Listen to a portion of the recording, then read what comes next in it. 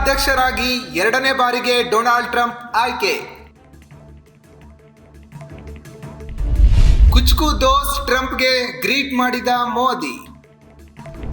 Trump ಭರ್ಜರಿ ಗೆಲುವಿಗೆ ಕಾರಣವಾದ ಅಂಶಗಳೇನು ಗೊತ್ತಾ? ಟ್ರಂಪ್ ಗೆಲುವು ಜಗದ ಮೇಲೆ ಬೀರುವ ಪರಿಣಾಮವೇನೆಲ್ಲ? ಟ್ರಂಪ್ ವೈಟ್ ಹೌಸ್ ವಾಪಸಿ ಭಾರತಕ್ಕೆ ಎಷ್ಟು ಲಾಭ, ಎಷ್ಟು ನಷ್ಟ? ವಿಕಸಿತ ಭಾರತದ ನಡಿಗೆಗೆ ವೈಟ್ ಹೌಸ್ ಜೊತೆಯಾದೀತೆ.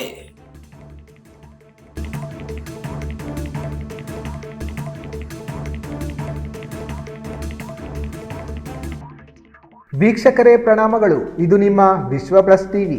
ವೀಕ್ಷಕರೇ, ಅಮೆರಿಕದ ಅಧ್ಯಕ್ಷರಾಗಿ ಡೊನಾಲ್ಡ್ ಟ್ರಂಪ್ ಎರಡನೇ ಬಾರಿಗೆ ಆಯ್ಕೆಯಾಗಿದ್ದಾರೆ. ಮೊದಲನೇ ಬಾರಿಗೆ ಅಮೆರಿಕದ ಅಧ್ಯಕ್ಷರಾಗಿ 2016ರಲ್ಲಿ ಆಯ್ಕೆಯಾಗಿದ್ದರು. ಈಗ ಒಂದು ಟರ್ಮ್ ವಿಶ್ರಾಂತಿ ನಂತರ ಮತ್ತೊಮ್ಮೆ ಜಗತ್ತಿನ ಅಧಿಕಾರ ರಾಜಕಾರಣ ಮಾಡಲು ಆಯ್ಕೆಯಾಗಿದ್ದಾರೆ. ಜೊತೆಗೆ 47ನೇ ಅಮೆರಿಕನ್ ಅಧ್ಯಕ್ಷರಾಗಿ ಟ್ರಂಪ್ ವೈಟ್ ಹೌಸ್ ಪ್ರವೇಶಿಸಿದ್ದಾರೆ.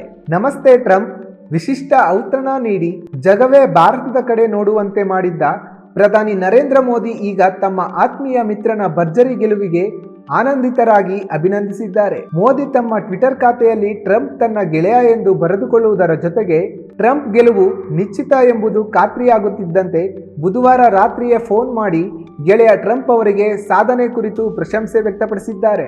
ಇದು ನಿಮ್ಮ ಐತಿಹಾಸಿಕ ಗೆಲುವು. ನಿಮ್ಮ ಈ ಶ್ರೇಯಸ್ಸಿಗೆ ಆತ್ಮಸ್ಥೈರ್ಯವೇ ಕಾರಣ.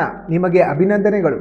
ಭಾರತ ಮತ್ತು ಅಮೆರಿಕದ ರಾಜತಾಂತ್ರಿಕ ಸಂಬಂಧವನ್ನು ಮತ್ತಷ್ಟು ಬಲಪಡಿಸಲು ನಾನು ಎದುರು ನೋಡುತ್ತಿದ್ದೇನೆ. ಜಾಗತಿಕ ಶಾಂತಿ ಮತ್ತು ಸಮೃದ್ಧಿಗೆ ಒಟ್ಟಾಗಿ ಕೆಲಸ ಮಾಡೋಣ ಎಂದು ಮೋದಿ ಅವರು ತಿಳಿಸಿದ್ದಾರೆ. ಇನ್ನು ಇದಕ್ಕೆ ಪ್ರತಿಕ್ರಿಯೆ ನೀಡಿರುವ ಟ್ರಂಪ್, ಇಡೀ ಪ್ರಪಂಚವೇ ಮೋದಿಯವರನ್ನ ಪ್ರೀತಿಸುತ್ತಿದೆ. ಭಾರತ ಒಂದು ಅದ್ಭುತ ದೇಶ. ಮೋದಿ ಅದ್ಭುತ ಮನುಷ್ಯ ಎಂದು ಬಣ್ಣಿಸುವುದರ ಜೊತೆಗೆ ವಿಶ್ವ ನಾಯಕರೆಂದು ಗುರುತಿಸಿಕೊಳ್ಳುವ ಲೀಡರ್ಸ್ಗಳಲ್ಲಿ ತನ್ನನ್ನು ಅಭಿನಂದಿಸಿದ ಮೊದಲಿಗರು ಭಾರತದ ಪ್ರಧಾನಿ ನರೇಂದ್ರ ಮೋದಿ ಎಂದು ಕೃತಜ್ಞತೆಯನ್ನು ರವಾನಿಸಿ ಭಾರತ ಮತ್ತು ನಮೋ ಜೊತೆ ತಮ್ಮ ಸರಳತೆ ಮೆರೆದಿದ್ದಾರೆ ಟ್ರಂಪ್. ಟ್ರಂಪ್ ಗೆಲುವಿಗೆ ಕಾರಣವಾದ ಅಂಶಗಳು ಯಾವುವು ಎಂದು ನೋಡುವುದಾದರೆ, 4 ವರ್ಷಗಳ ಹಿಂದೆ ಸೋಲು ಒಪ್ಪಿ ಅದನ್ನು ಅನುಭವಿಸಿದ್ದ ಟ್ರಂಪ್ ಈ ಬಾರಿ ಟೀಕೆಗಳು ಹಾಗೂ ಆರೋಪಗಳನ್ನು ತಮ್ಮ ತಲೆ ಮೇಲೆ ಹೊತ್ತುಕೊಂಡಿದ್ದರು. ಆದರೂ ನಿರೀಕ್ಷೆಗೂ ಮೀರಿದ ರೀತಿಯಲ್ಲಿ ಗೆಲುವು ಸಾಧಿಸಲು ಕಾರಣವಾದ ಅಂಶಗಳು ಯಾವುದೆಲ್ಲ ಅಂದ್ರೆ, ಮೊದಲಿಗೆ ನಂಬರ್ 1 ಕಾರಣ ಹೀಗಿದೆ. ಟ್ರಂಪ್ ಅಮೆರಿಕದ ಅಕ್ರಮ ವಲಸಿಗರನ್ನು ನಿಯಂತ್ರಿಸುವ ನೀತಿ ಪ್ರಕಟಿಸುವುದಾಗಿ ಚುನಾವಣೆಯ ಸಂದರ್ಭದಲ್ಲಿ ಘೋಷಿಸಿದ್ದರು. ಈ ಅಂಶ ಭಾರೀ ಪ್ರಮಾಣದಲ್ಲಿ ಟ್ರಂಪ್ಗೆ ವರದಾನ ಆಗಿದೆ. ಅಮೆರಿಕನ್ನರು ಹೆಚ್ಚಿನ ಪ್ರಮಾಣದಲ್ಲಿ ಟ್ರಂಪ್ ಪರವಾಗಿ ಮತ ಚಲಾಯಿಸುವಂತೆ ಮಾಡಿದೆ. ಇದರ ಜೊತೆಗೆ ಜೋ ಬೈಡನ್ ಅವಧಿಯಲ್ಲಿ ಅಮೆರಿಕದ ಆರ್ಥಿಕತೆ ಹದಗೆಟ್ಟಿದೆ ಎಂದು ಜನರಲ್ಲಿ ಮನವರಿಕೆ ಮಾಡಿಕೊಡುವುದರಲ್ಲಿ ಟ್ರಂಪ್ ಸಕ್ಸಸ್ ಆಗಿರುವುದು ಟ್ರಂಪ್ ಗೆಲುವಿಗೆ ಮತ್ತೊಂದು ಪ್ಲಸ್ ಪಾಯಿಂಟ್. ಎರಡನೆಯ ಮಾತು, ಇಸ್ರೇಲ್ ಇರಾನ್ ಯುದ್ಧ ಹಾಗೂ ರಷ್ಯಾ ಉಕ್ರೇನ್ ಯುದ್ಧದ ವಿಚಾರದಲ್ಲಿ ಇಸ್ರೇಲ್ ಹಾಗೂ ಉಕ್ರೇನ್ ಪರ ತಾಳಿದ ಕೆಲವು ನಿಲುವುಗಳು ಟ್ರಂಪ್ಗೆ ಗೆಲ್ಲಲು ಸಹಕಾರಿಯಾಗಿದೆ. ಜೊತೆಗೆ ಕಮಲಾ ಹ್ಯಾರಿಸ್ ಇಸ್ರೇಲ್ ವಿರೋಧಿ ಎಂದು ಚುನಾವಣಾ ಪ್ರಚಾರದಲ್ಲಿ ಬಿಂಬಿಸಿರುವುದು ಟ್ರಂಪ್ಗೆ ಇಸ್ರೇಲ್ ಮೂಲದವರು ಹೆಚ್ಚು ಮತಗಳನ್ನು ಹಾಕಲು ಸಹಕಾರಿಯಾಗಿದೆ.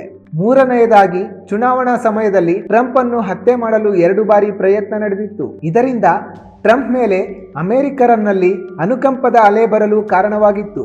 ಈ ಅನುಕಂಪದ ಮತಗಳು ಟ್ರಂಪ್ ಗೆಲುವಿಗೆ ಮತ್ತೊಂದು ಕಾರಣ ಎಂದು ಹೇಳಬಹುದಾಗಿದೆ.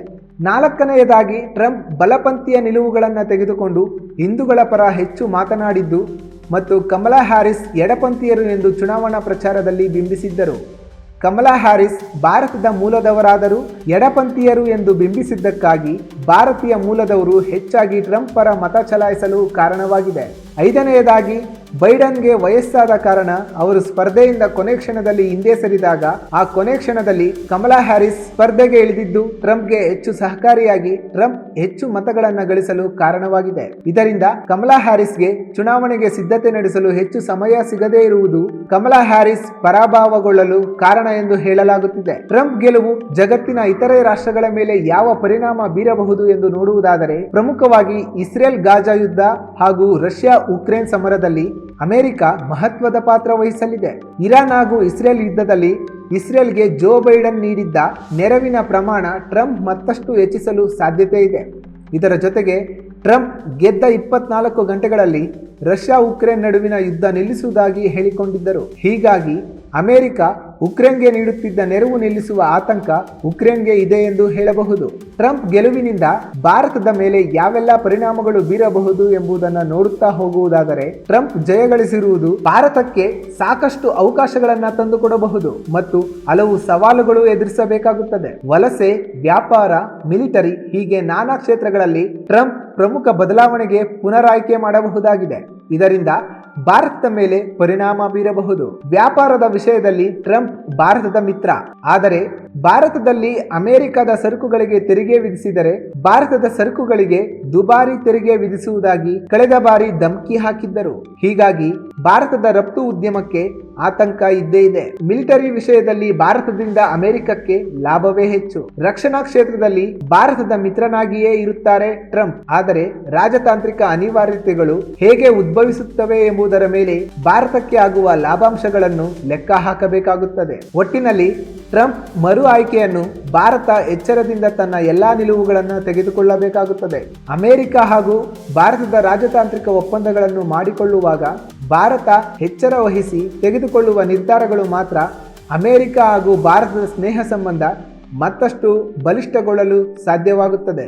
ವೀಕ್ಷಕರೇ, ಅಮೆರಿಕ ಅಧ್ಯಕ್ಷರಾಗಿ ಆಯ್ಕೆಯಾಗಿರುವ ಟ್ರಂಪ್ ಇದರಿಂದ ಜಗತ್ತಿನ ಮೇಲೆ ಹಾಗೂ ಭಾರತದ ಮೇಲೆ ಆಗುವ ಪರಿಣಾಮಗಳ ಬಗ್ಗೆ ನೀವು ಸಂಪೂರ್ಣವಾಗಿ ತಿಳಿದುಕೊಂಡಿದ್ದೀರಾ. ಈಗ ನಿಮ್ಮ ಪ್ರಕಾರ ಟ್ರಂಪ್ ಅಮೆರಿಕದ ಅಧ್ಯಕ್ಷರಾಗಿ ಆಯ್ಕೆಯಾಗಿರುವುದು ಭಾರತಕ್ಕೆ ಲಾಭವೋ ಅಥವಾ ನಷ್ಟವೇ ಎಂಬುದನ್ನು ತಪ್ಪದೆ ಕಾಮೆಂಟ್ ಮೂಲಕ ತಿಳಿಸಿ.